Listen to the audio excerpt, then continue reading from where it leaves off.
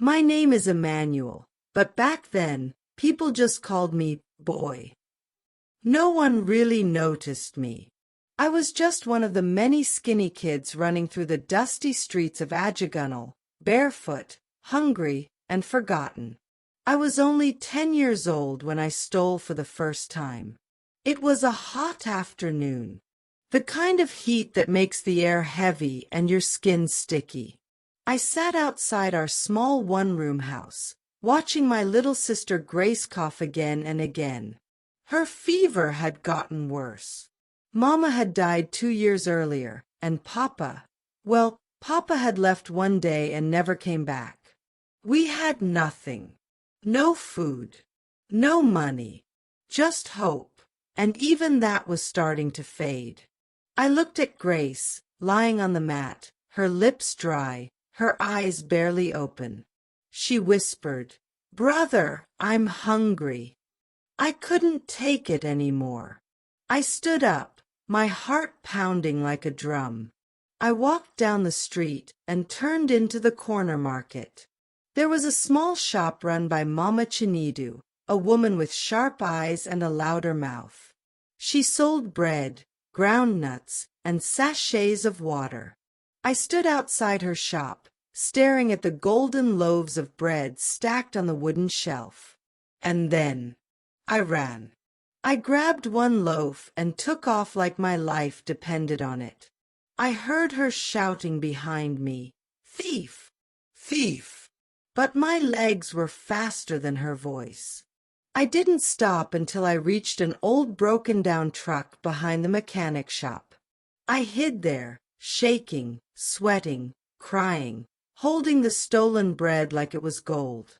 When I got home, Grace smiled the moment she saw it.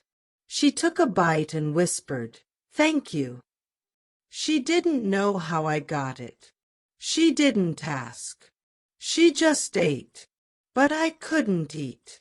I sat in the corner, staring at my hands, the bread, and the empty mat beside me. I felt like something inside me had changed. Like a door had been opened that I couldn't close again. That night, I didn't sleep. I kept hearing Mama Chinedu's voice. I kept seeing her face. But louder than all of that was something else, something in my heart.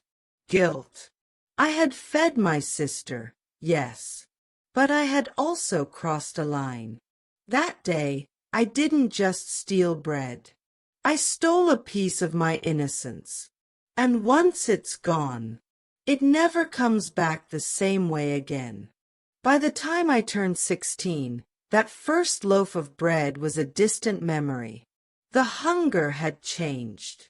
It wasn't just in my stomach anymore. It had crept into my heart. I was angry. Angry at life. Angry at my father for leaving. Angry at the world for forgetting kids like me. And when you grow up on the streets, with no family, no guidance, and no hope, the streets become your teacher. That's when I met Spider. Spider was skinny, fast, and always wore a red cap tilted to the side. Everyone feared him. He had a way of talking that made crime sound like survival, like power. He said to me, "Emmy boy, you want to eat or you want to die hungry?" I didn't even think. I just nodded. That night, I joined his gang. At first, it was small things, snatching phones from people waiting at the bus stop, pickpocketing wallets in the market. My hands got quicker. My heart got colder. I started to enjoy the chase, the thrill of running, the cheers from the gang. We became brothers, not by blood, but by fear. But soon, phones weren't enough. We wanted more, needed more. Spider brought us guns. The first time I held one, my hands shook. It was heavy, not just the weight of the metal, but the weight of what it meant. I was no longer a boy stealing bread. I was a boy who could take a life.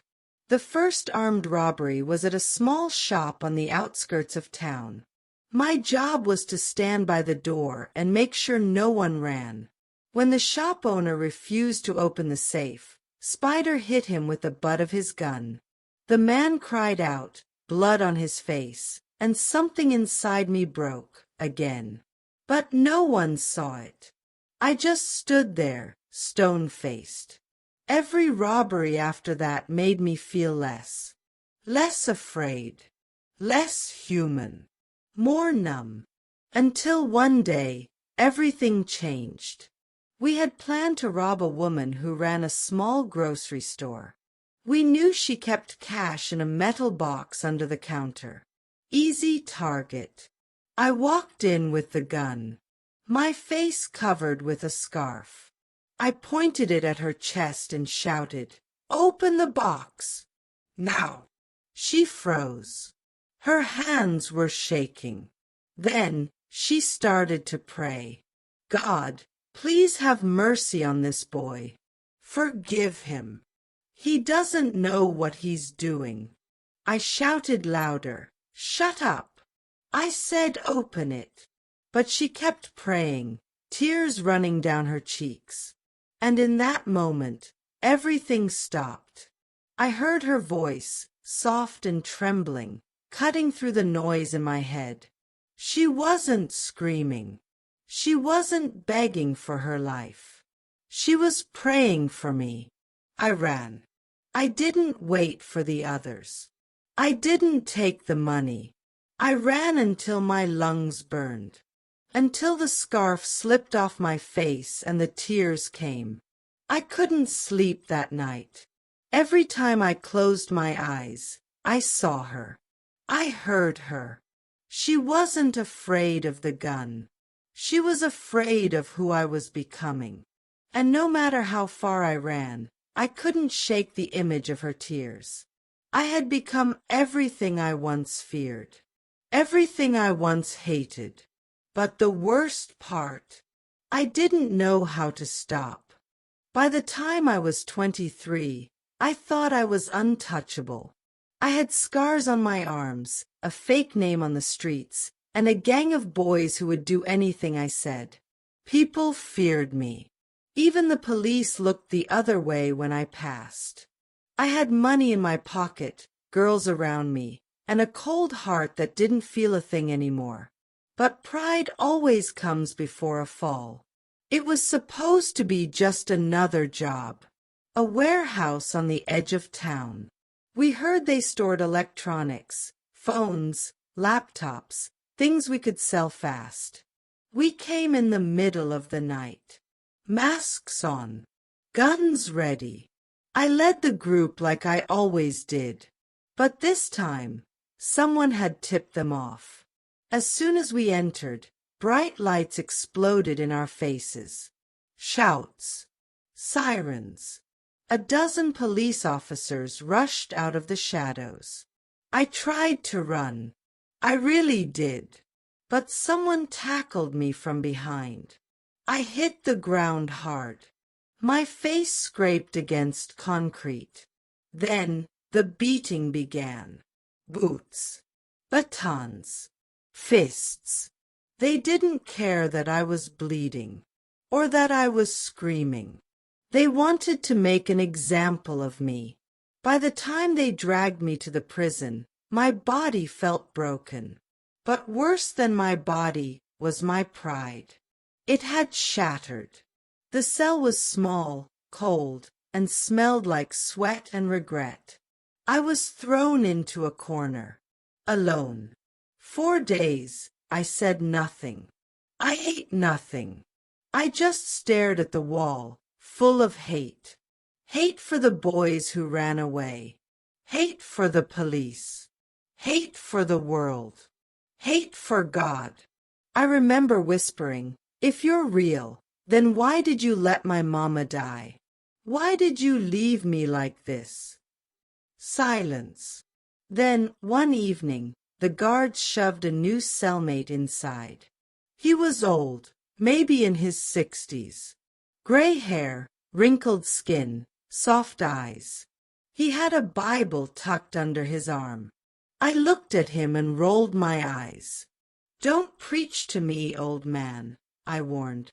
He smiled and said, "I don't need to preach. Just watch how I live." His name was Baba John. Every morning he prayed. Every night he read that Bible out loud, not loudly, just gently, like music. For the first time in years, I felt something. Not guilt, not fear, curiosity.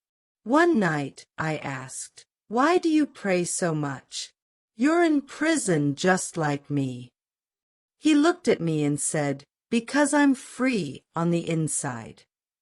I laughed. "Free? You're behind bars, old man." He smiled again. "The worst prison is the one inside your heart, Emmanuel. And I see you're locked in." That night, he shared a verse from the Bible. "You've been stealing to fill a hole only God can fill." I didn't know what to say. His words hit me like a slap and a hug at the same time. For the first time in my life, I began to question everything. Was there more to life than pain? Could someone like me ever change? I didn't know the answers yet, but something had started. Something small, but real. Prison nights are the loneliest nights. There are no sounds except coughs, rats, and the distant clank of iron doors. Some men cry quietly into their pillows. Others curse in their sleep. And me, I just stared into the dark. But one night, something strange happened. I was lying on the hard prison mat, eyes wide open, thinking about my life, about my mother, my sister, the woman who prayed for me, and Baba John's words. And then I heard it. A voice. Soft, but clear. Like it wasn't in the room, but inside me. It said, "I have called you." I jumped up, heart racing. I looked around. Who said that? I whispered. No one answered. My cellmate, Baba John, was fast asleep, snoring gently. I sat in the dark, sweating. I'm losing my mind, I thought. Too much stress, too much guilt. But then I felt something. Something I hadn't felt in years. Peace. It was like warm oil poured over my soul. My heart, which had been hard for so long, began to soften. I couldn't explain it, but I knew deep down that voice was real. The next morning, I told Baba John. He didn't laugh. He didn't call me crazy. Instead, he said, "That was the voice of God, Emmanuel. He's been waiting for you." Tears filled my eyes. But why would he call someone like me? Baba John reached out and touched my shoulder. Because grace isn't for the perfect. It's for the broken. He taught me how to fast, how to turn down food and turn up my heart to God. We prayed every day. We read the Bible together. For the first time, I started to see a different version of myself. Not a thief, not a failure, but a son. One morning during prayer, I broke. Tears poured down my face like a river. I cried so hard my chest hurt. I hadn't cried since my mother's funeral. But this time, it wasn't sadness. It was surrender.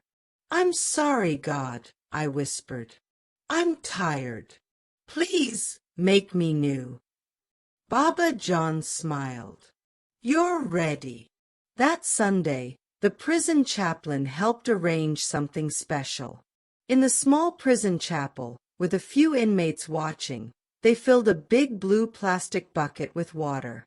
And right there, behind bars, in the most unlikely place, I was baptized.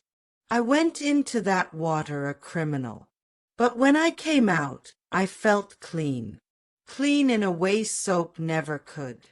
I looked up and whispered, I stole from men, but God stole my heart. After I gave my life to Christ, something inside me shifted. The prison walls didn't change, but I did.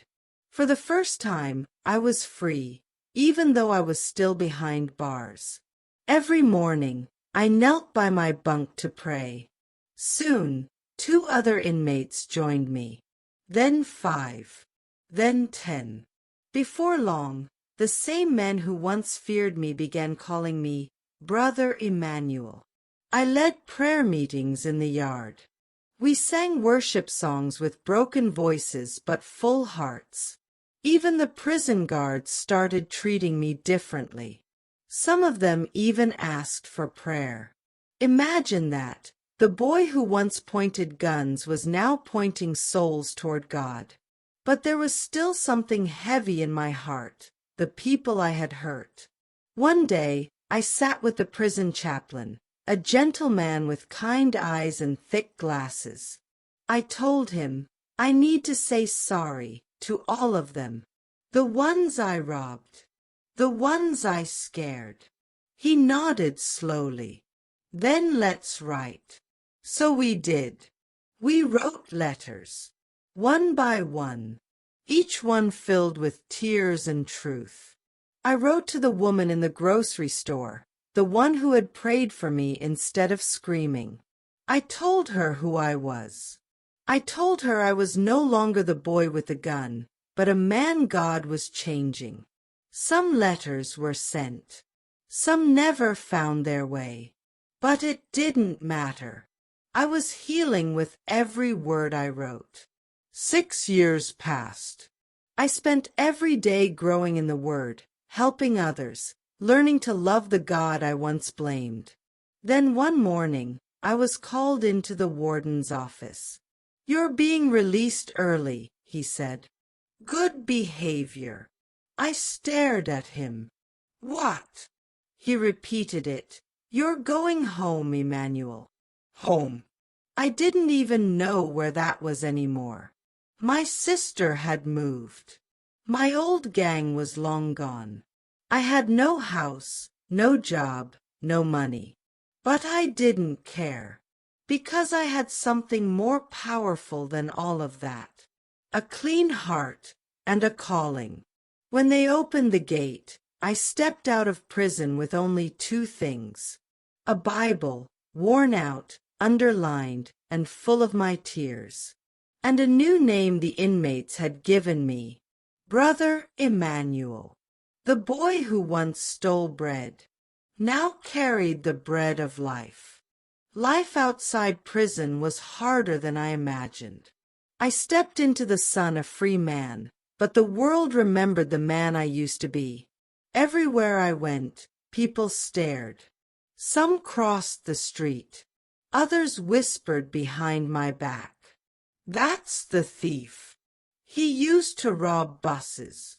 Don't trust him. I tried to visit churches, to find a place to worship, to serve. But most of the doors stayed shut. One pastor told me, we can't have your kind here.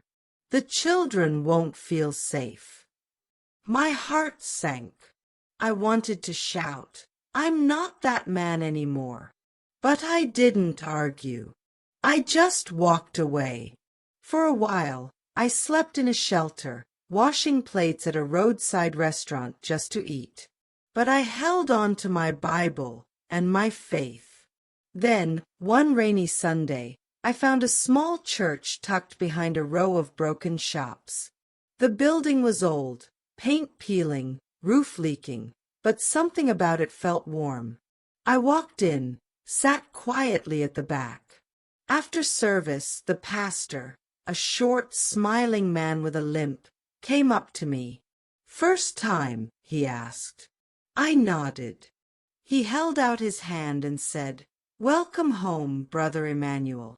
That was all I needed. He gave me a chance to speak at youth meetings. I started sharing my testimony, how I went from a street thief to a man who found grace in a prison bucket. At first, The young people stared in silence. Some didn't believe me. Others were scared. But one boy stayed after. His name was David. Only 15, already in a gang, already stealing. He sat beside me and whispered, "Do you really think God can change someone like me?" I looked him in the eyes and said, "I don't think, David." "I know. He changed me." Week after week, David came back. He stopped going out at night. He stopped running with the wrong crowd. He even started helping in the church. Watching him change felt like watching a miracle, like watching myself, but younger, with a second chance. That's when I knew. My pain, my past, my prison, it wasn't just for me. It was my message. I started a street ministry. I walked the same corners I once stole from. Only this time, I carried no gun. Just a Bible and hope. I preached at bus stops, markets, and under bridges. And every time someone said, "You don't look like a pastor," I smiled and replied, "That's because I'm not just a pastor. I'm proof that God still saves." At the age of 35, something happened that would have made my mother cry with joy. I stood in front of a congregation, not as an ex-convict, not as a street boy, but as a pastor. The church was packed. Friends, strangers, even former inmates who had found Christ through our street ministry. The old pastor who first welcomed me years ago was there too. He handed me a Bible wrapped in cloth and said, "Today, we ordain you, Pastor Emmanuel. Go and feed his sheep." As I stepped up to the pulpit, my hands shook. This was it. The same mouth that once cursed, that once barked commands during robberies, was now about to preach the gospel. I opened my Bible, and my eyes caught something, someone, a woman, sitting in the 4th row, her head slightly tilted, her eyes wet with tears. My breath caught. It was her, the woman from the grocery store, the one who prayed for me with a gun to her head. She stood up slowly. The room turned quiet. Then she walked forward. I couldn't move. I couldn't speak. She stood before me, smiling through tears.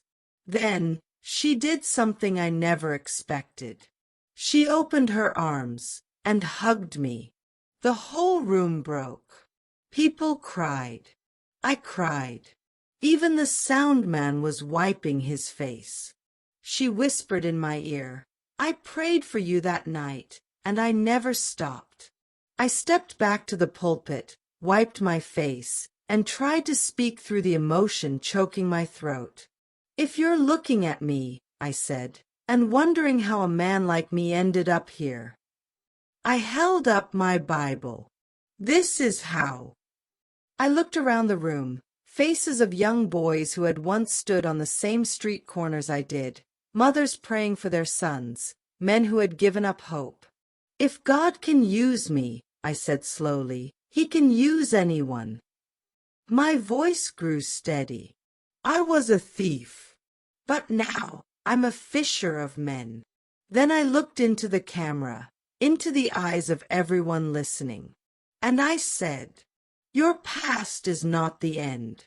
It can be the beginning. Don't let shame silence your calling. If God can rewrite my story, He can write yours too." The church stood up, clapping. Some were still crying. Some were smiling. All were moved. That day, I didn't just preach a sermon. I lived one. White heavy check marked the end, but for Emmanuel and those who hear his story, it's just the beginning.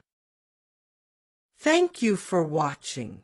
Don't forget to like, comment, and subscribe for more stories. Turn on your notification bell so you never miss an upload. Thank you for watching.